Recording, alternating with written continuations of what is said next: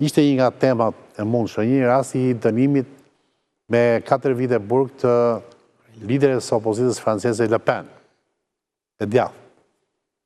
Dhe një nga njerëzit që ngriti zërin dhe protestoi për një drejtësi pa drejt, ishte Vladimir Putini, sepse ai kuptohet që në Rusi drejtësia është e drejtë, nuk gabon.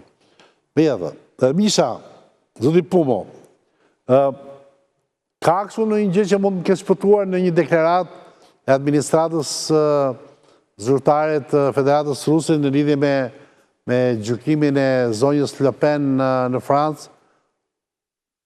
Nuk ka pasur, fokusim të veçantë, ka pasur reagimet të establishmentit rus që të gjithë me një zë kanë deklaruar që kjo është drejtësia ala europiane, kur ata na mësojnë neve se si të jetojmë edhe se si të bëjmë drejtësinë tonë, veprojnë në mënyrë më abuzive që është e mundur. Dhe pastaj kanë vënë shembuj të tjerë ku globalizmi majtist sorosian ka në mënyrë të organizuar ka hequr nga skena e politike si Georgescu në Rumani, që as pak në mënyrë demokratike nuk është hequr. Ashtu si që bën zgjedhjet në Moldavi, kur fituan zgjedhjet në fal emigrantëve, sepse në Moldavi elektorati votoi për kandidatin kundërshtar.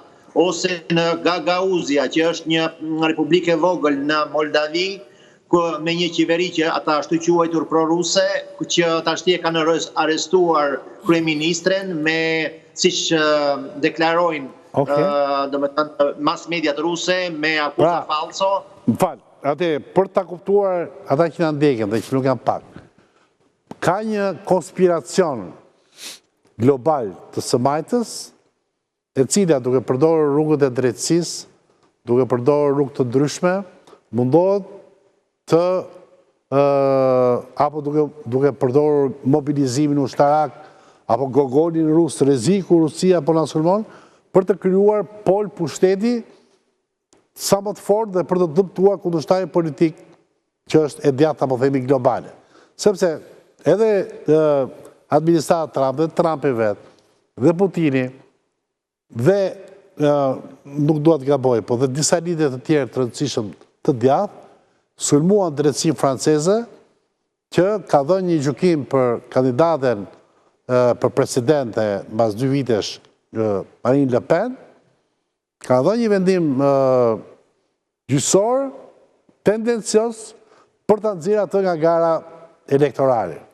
Tani, mund të besojmë ne që ekziston një luftë konspiracioni midis bazës së djathtës globale kësaj radhe, jo thjesht lokale. Në Rusi kjo besohet. Po, varet se si është montuar mendja e secilit person që percepton informacionin. Nga ana tjetër, këtu në Rusi janë të bindur me 99.99% që ky konspiracion majtist global sorosian ekziston dhe ai jo po konsolidon pushtetin, po përpiqet të mbaj pushtetin. Këto janë gjëra të ndryshme. Viktime e këtij konspiracioni është së pari drejtësia franceze, drejtësia e famshme franceze. Është Amerika dhe vetvetiu.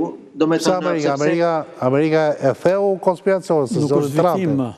Po prit se s'keni parë gjë akoma, thot një kryeministër, kështu që do filloj konfrontimi ekonomik dhe në mënyrë, deri tash ka pasur vetëm deklarata, por do të ketë edhe konfrontime ekonomike nëpërmjet Shtetit të Bashkuara dhe Europës. Sigurisht që kjo gjë shpije ujë në mullirin e Rusisë. Po, Rusia në fakt në mullirin e saj ka sot më shumë ujë se që kishte dje.